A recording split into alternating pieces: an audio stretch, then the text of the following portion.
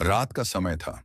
आसमान काला, बादलों से ढका हुआ और चारों ओर सन्नाटा पसरा हुआ था।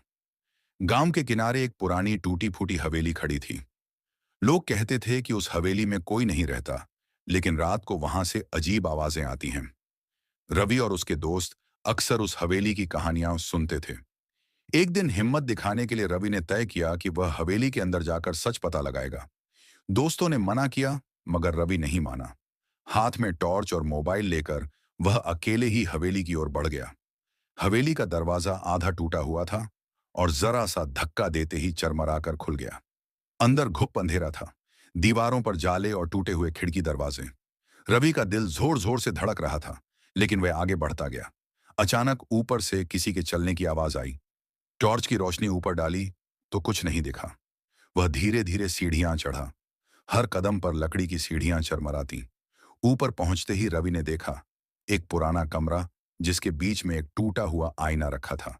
जैसे ही उसने आईने में देखा, उसमें अपनी परछाई नहीं, बल्कि एक अजनबी औरत का चेहरा दिखाई दिया।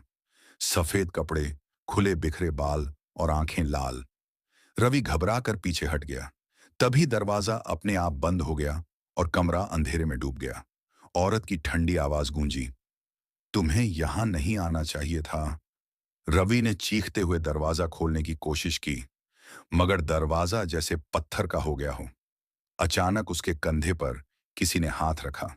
वह पीछे मुड़ा। वहीं वहीं औरत खड़ी थी। उसकी आंखें आग की तरह जल रही थीं।